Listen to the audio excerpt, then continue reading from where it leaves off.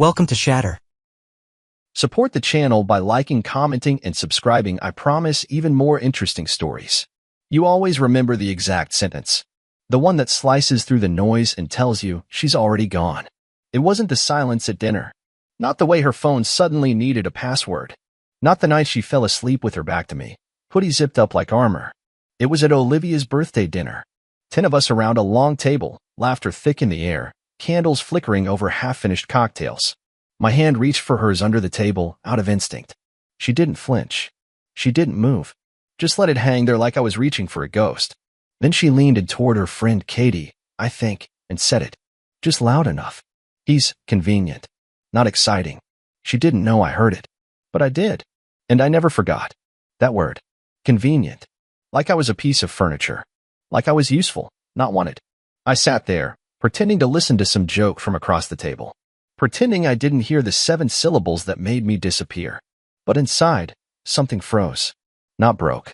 Not cracked. Froze. And in that stillness, I made a decision. No confrontation. No dramatic exit. Just a slow, surgical erasure. She wanted excitement? She gets silence instead. And not the kind you beg to break. The kind that makes you question if you ever mattered. That night, I didn't bring it up. I let her laugh. Let her kiss me on the cheek like nothing happened. I even drove us home in silence while she scrolled through photos on her phone, probably posting something about love and laughter. The next morning, I got up early. Made breakfast like usual. Coffee, eggs, toast. Her favorite mug already warm. She walked in, saw the spread, gave me that tight smile. Thanks, she said, sitting down without looking up. I poured her coffee, then walked upstairs. Packed one small bag. Just essentials. Then I logged out of our shared bank account. Paused the credit card. Canceled the dinner reservation I'd made for Saturday. The one she forgot we even had. And I left. No note. No explanation. Just gone. By the time she noticed, I was already out of the city. Phone off. Accounts clean. Let her call Katie now. Let her explain why the man she called convenient vanished without a word. Let the silence answer the questions. Let the silence scream louder than I ever did. 3 days passed before she texted me. Just one line. Hey, did you take your charger? No mention of the silence. No question about where I was. Just a casual thread of domesticity, like I had stepped out for groceries instead of walking out of her life. I didn't respond. I wasn't trying to punish her. I was showing her what it feels like when the background noise finally stops. That night, I got a message from Matt, my closest friend, the only one who ever told me straight how bad things had gotten. Saw your girl downtown. Thought you were out of town? I didn't answer that either. But I opened Instagram. Public account. Of course. She never locked it down. Too many people to impress. And there it was. A photo of her with Katie again. Rooftop bar. Drinks. Sunsets. She smiled wide. Eyes lit up like the last 3 years never happened. And right there, at the edge of the frame, him. Third party. Subtle. Intentional. Same guy from Katie's engagement party. Tall, always dressed like he's going somewhere better. Back then, she said they barely talked. Said he was just a friend. I remembered his laugh. Too loud. Performed. Now he was in the picture. Not centered. Not obvious. But present. I didn't zoom in. I didn't study it. I screenshotted it once. Then deleted it.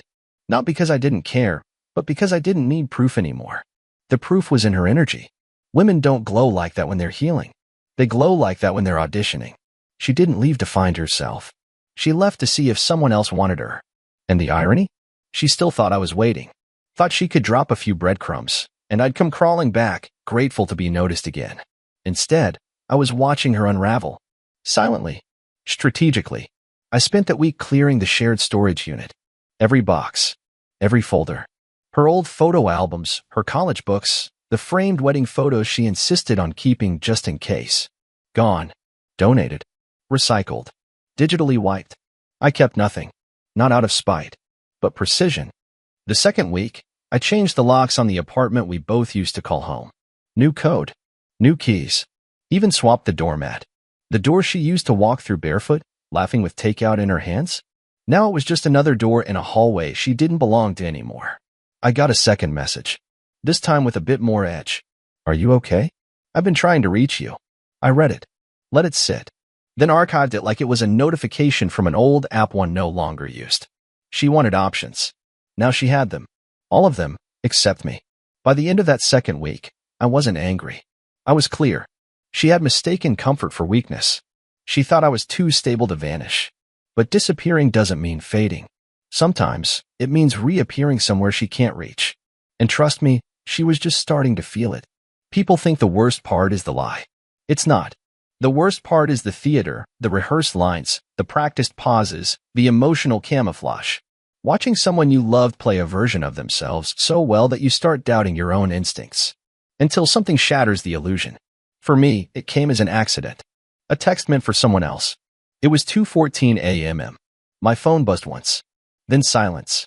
A message from her. No greeting. No name. He's asleep. I'll call you in 5. That was all it said. But it said everything. I didn't reply. I didn't ask who. I already knew. I just stared at the screen, at the timestamp, and realized how deep it had gone. She wasn't just gone physically. She was living a double life. The next morning, I went to the office earlier than usual. Sat in my car and just observed. Not her. Me. What I'd become. Who I was before her. Who I had let myself become around her. Somewhere between compromise and denial, I had lost shape. Lost edges. I had become convenient, the very word she used. And now, I was sharpening again. Later that week, I ran into Jamie, her old roommate. We'd always gotten along. Nothing dramatic. Just mutual respect. She looked at me, paused, then said what no one else had dared. You don't deserve this. Just thought you should know. She's been seeing him longer than she'll ever admit. I didn't react. Just nodded, thanked her, moved on. Because by then, the truth wasn't a wound. It was leverage. I started documenting. Not to use, but to remember. Receipts. Screenshots. Notes. Things she once said about loyalty. About commitment. About how she'd never be that woman. Now she was exactly that, only dressed in self-love hashtags and filtered selfies. She wanted to be chased. Validated. But I wasn't in the business of salvaging broken masks. I made another quiet move, unsubscribed her from our insurance plan. Rerouted mail. Spoke to her landlord, transferred everything to my name. No warning. No announcement. Just systematic removal. One night, I walked through the apartment and realized how quiet it had become. Not empty. Clean. Even the air felt different, like it no longer carried the residue of arguments, silence, and forced smiles. Then came the photo. Sent by a colleague of mine, unprompted. They were at a small event. Tech networking, some casual mixer downtown. She was there. With him. Smiling. Leaning into his side like she belonged there. And in that instant, I didn't feel rage. Or heartbreak. I felt freedom. Because seeing her happy, without me, confirmed what I had already started to believe. She was someone else now. Not the woman I married. Not the person who once held my hand like it was sacred. She was a stranger in a familiar body. And I didn't miss her. I missed the version of me that used to believe in her. That night, I made the final backup of our shared photos. Transferred everything to a hard drive. Sealed it. Stored it in a box labeled archive. Not memories. Evidence of who she was. And who I'd never be again. It started with silence. Not the kind that lingers in a room, awkward and heavy. This was colder. Strategic. I didn't block her. I didn't delete her number. I let her messages come through and chose not to answer. The first few were light. Hope you're okay. Then, can we talk? Then silence from her, too. Like she was calculating what move would pull me back in. A few days passed. Then the real messages came. This is getting ridiculous. Are you seriously ghosting me? The irony was sharp. She had ghosted our relationship months before I walked out the door. But when I stopped playing my part, she panicked. She tried calling my mom. Didn't work. My family had known everything since week 1. I kept them close this time, no more secrets. No more covering for her in front of people who loved me. The next morning, she showed up at my office. I wasn't there. I had moved to remote work the same day I changed the locks. No address. No forwarding info. She left a note with the front desk. Still didn't hear from me. And that's when the performance started to crack. Katie called me first time in years. She didn't even try to fake it. Said she was worried. Said she thought something was wrong. Said my ex looked like she was unraveling. I let her talk. Let her fill the silence with nervous words. Then I hung up without saying anything. Because I wasn't interested in updates. I was building distance. Not just physical, but psychological. I wasn't punishing. I was erasing. You can't chase someone who's already gone. She started posting again. Quotes about healing. Pictures of smoothies, yoga mats, beach sunsets. All screaming the same thing. Look at me. I'm fine. But the captions told a different story. Longer. More frantic. Over-explaining. Women who are fine don't explain. Then came the email. Not from her. From her job. Apparently, she had listed me as an emergency contact years ago. She had broken down in the break room. Panic attack. Couldn't breathe. HR had called me out of habit. I replied once. I'm no longer the person for her. And I meant it. 2 days later, she texted me a photo. A scarf I had given her. Simple message. Do you remember this? I didn't reply. I had burned the matching one weeks ago. She tried one more thing. A voicemail. Her voice cracked halfway through. She said she missed how things used to be. How safe she felt when I held her. That she didn't realize what she had until it was gone. The usual lines. Meant to rewind time. To erase her choices. But nothing she said mattered anymore. Because I wasn't trying to win. I had already won. By disappearing, I had done what she thought I never could. I had become unreachable. And the part that broke her wasn't the silence itself. It was the realization that I was choosing it, every single day. She didn't lose me in a fight. She lost me in a quiet room she never noticed she emptied. And now she stood in that silence alone. I never needed revenge. I needed precision. Revenge is loud, reckless, sloppy. But clarity? Clarity is silent, surgical, and permanent. So I started where she thought I wouldn't, him. The guy from the rooftop. The blurry figure at the edge of her Instagram story. The one who had probably been circling for months, pretending to be a friend while waiting for cracks to form. His name was Tyler. Mid-30s. Marketing consultant. Full beard. Fake laugh. I didn't go digging through her phone. I didn't need to. People leave fingerprints everywhere. I found him on LinkedIn first. Mutual connections. Shared panels. A podcast episode where he rambled about branding authenticity. That gave me everything I needed. His portfolio was shallow. Flashy, but weak. Inflated numbers. A list of clients that hadn't updated in a year. Lots of borrowed language. Lots of holes. So I poked one. Used a burner account. Nothing malicious. Just a well-placed question in a client forum. Has anyone here worked with Tyler H. from Vibrance Group? Curious if his numbers are legit. That was all. 10 hours later, someone replied with skepticism. Another added a vague red flag. Then someone dropped a link to a post from 2 years ago, one that hinted at misreporting metrics during a project launch. No accusations. Just questions. But in his industry, questions are deadly. By the next morning, he'd made his account private. I watched it all unfold from a distance. He posted a story about haters, then deleted it, then went silent. She didn't post him again after that. Instead, her feed turned into quotes about betrayal. Blurry coffee shots. Side profile selfies with captions like, "Protect your peace." I didn't smile. I didn't celebrate. Because this wasn't about humiliation. This was about removing the illusion of safety. She had jumped ship, thinking she landed on a yacht. But now she was waist deep in water, realizing the vessel had holes. And I wasn't offering her a life raft. I had become untouchable. No shared bills. No emotional threads. Even the dog now lived with me full-time, court order pending. I was rewriting the entire blueprint of her life, and she couldn't stop it. One evening, Matt sent me a voice note. Said he ran into her downtown. Said she looked off. Not sad. Just disoriented. Like someone who had bet everything and ended up broke. She asked about me. Tried to sound casual. Then dropped it. I told him not to answer next time. The less she knew, the more power I had. I wasn't hiding. I was eliminating pathways. By the end of that week, she reached out to my sister. Apologized. Said she didn't realize how much I meant to her until I was gone. My sister never replied. She sent me a screenshot instead, and I archived it with the rest. I didn't feel smug. I felt finished. Because I knew what was coming next. She was about to fall in public. Not because of a scandal. Not because someone exposed her. But because isolation has a sound. And hers was about to get very, very loud. Her world didn't break with a bang. It cracked in whispers. It started at a family barbecue. One she used to host with confidence, barefoot in the grass, wine glass in hand, laughing too loudly at her own stories. This time, she wasn't hosting. Her cousin Anna invited me. I showed up late, not to make a scene, just to remind her that I still existed, even if I wasn't available. The moment I stepped into the backyard, I felt the shift. People looked up, faces tensed, Conversations paused, then adjusted. Her mother's smile faltered. Her father, always measured, gave a silent nod. And she froze. She hadn't seen me in over a month. I looked different. Clean haircut, new clothes, no tension in my shoulders. I had stopped dressing for comfort and started dressing like someone who had nothing left to prove. She walked over, holding a plate of food she wasn't eating. Her voice was soft, tentative. Hey. I nodded. Nothing more.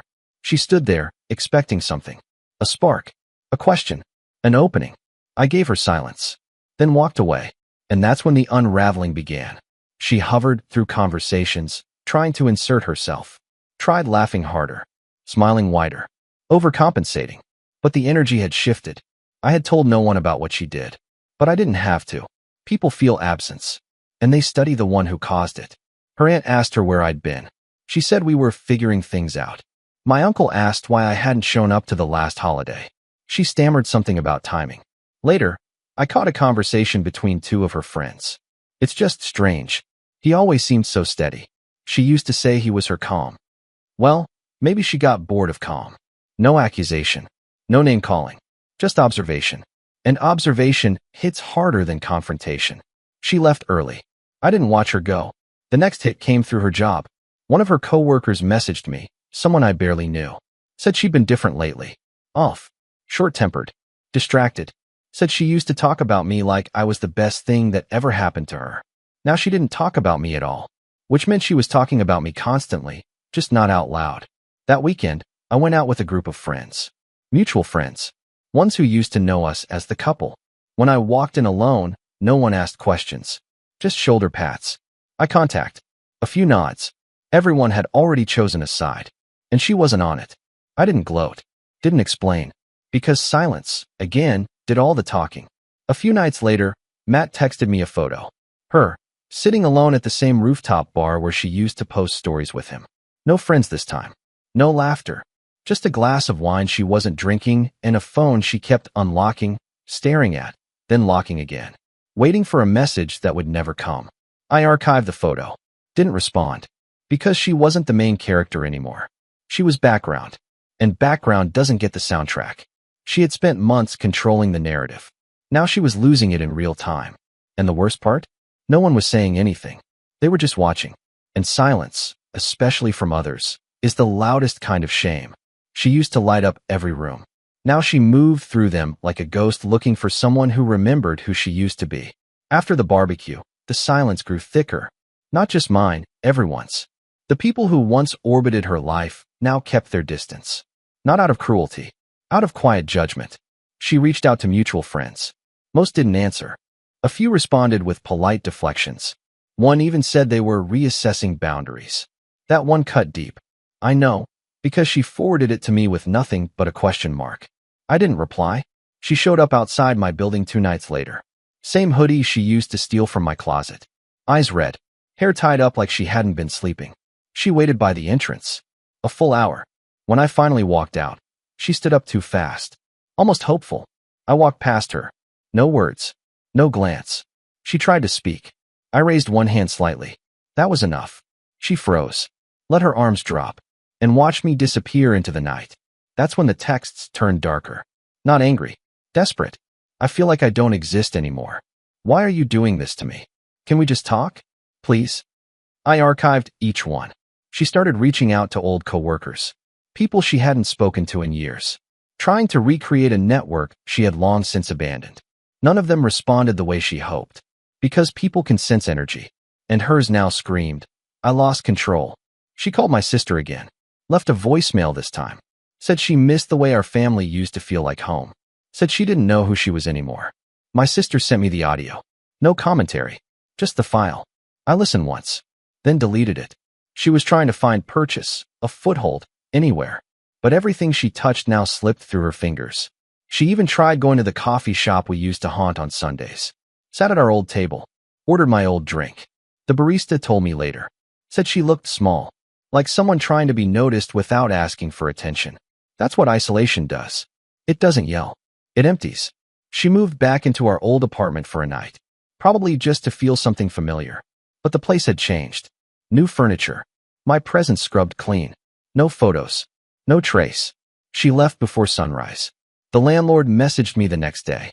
Said she dropped off her spare key in the mailbox without a note. He asked if I wanted it back.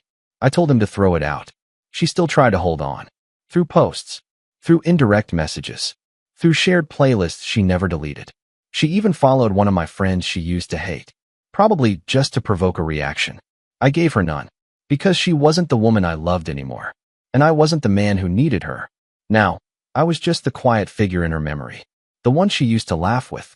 The one who used to carry her bags, run her baths, hold her steady. Now, I was a shadow. Present only in contrast. She had chosen excitement. But what she got was silence. And now, silence was all she had. It happened on a Tuesday. I had just finished a meeting and was walking back to my car. Quiet lot. Late afternoon light. Calm. She stepped out from behind a parked SUV like it was rehearsed. Same coat I bought her last Christmas. Hair pulled back. Eyes hollow. She didn't speak right away. Just stood there, like the sight of me knocked the breath out of her. I stopped. Not because I owed her anything, but because I wanted her to see what distance looked like up close. Her voice cracked when she finally spoke. We need to talk. She didn't ask. She demanded, like the past 2 months hadn't happened. I said nothing. She took a shaky step forward.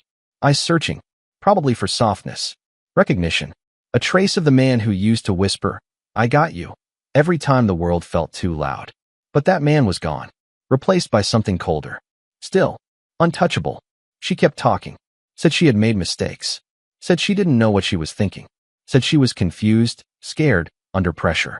Every excuse built on a foundation of choices she made while I stood silently in the background, waiting to matter again. She started crying. Not loud.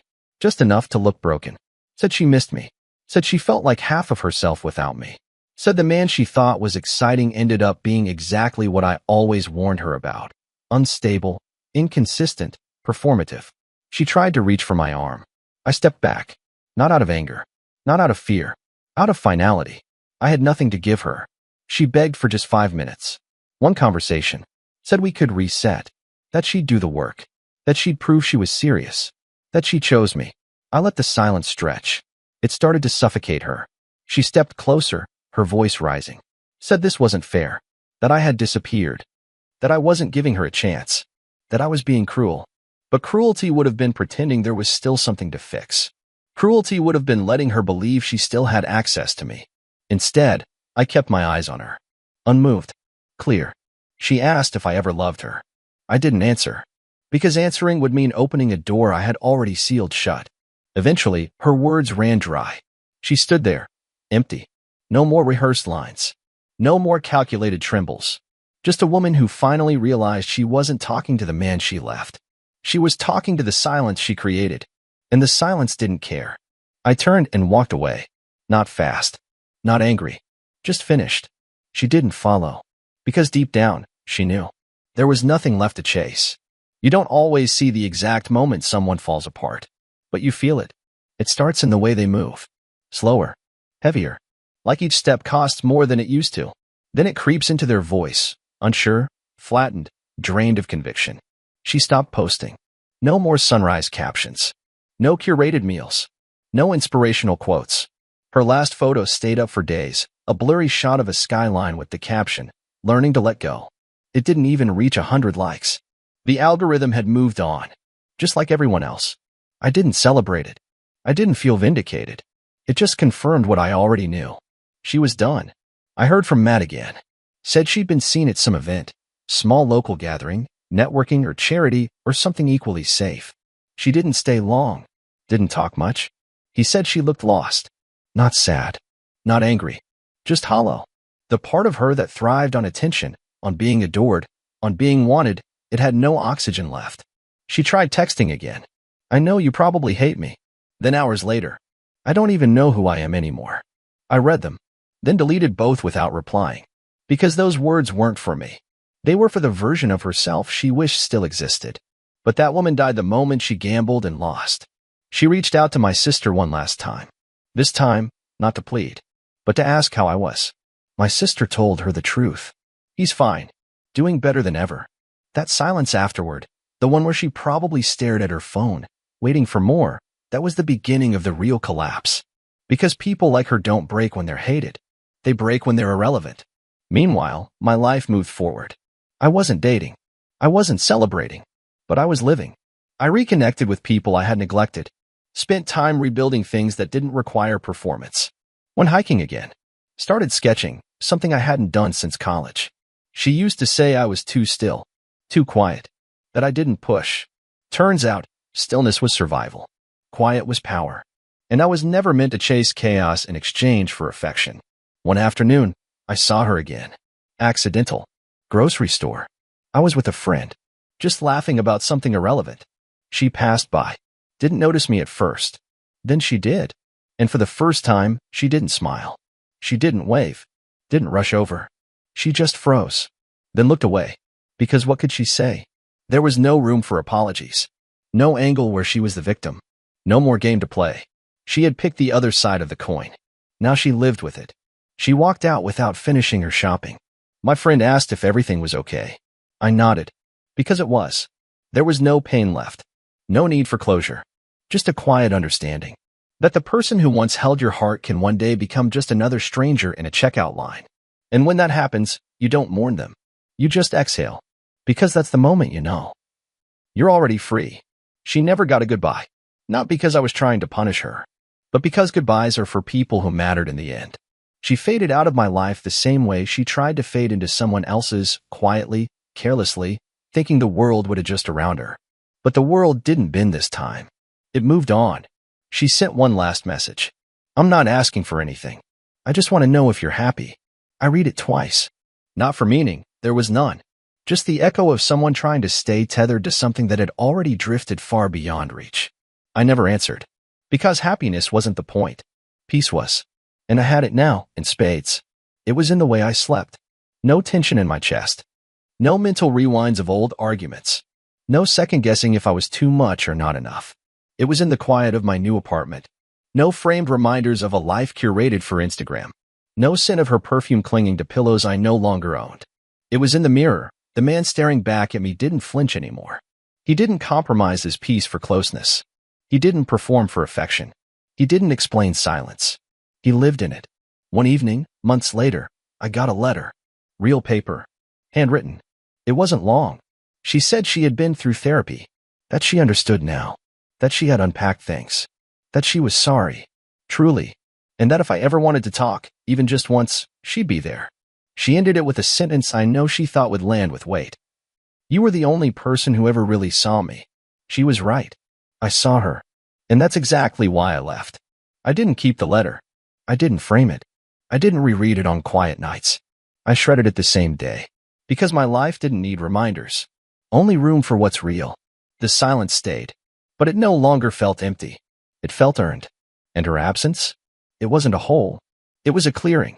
I saw her once more. From a distance. Different city. Different time. She was laughing with someone else. But the laugh was hollow. Like someone playing the part of who they used to be. She didn't see me. And that was perfect. Because some stories don't need sequels. Just a final scene. Mine ended not with a scream, or a door slam, or a last-minute speech. It ended with stillness. With a long breath in the cold air. With a man walking away. Not because he was weak. But because he finally remembered who he was before her. And became someone stronger after. No dramatics. No applause. Just a quiet exit. And one last line, never spoken to her, but always meant for her. I didn't disappear.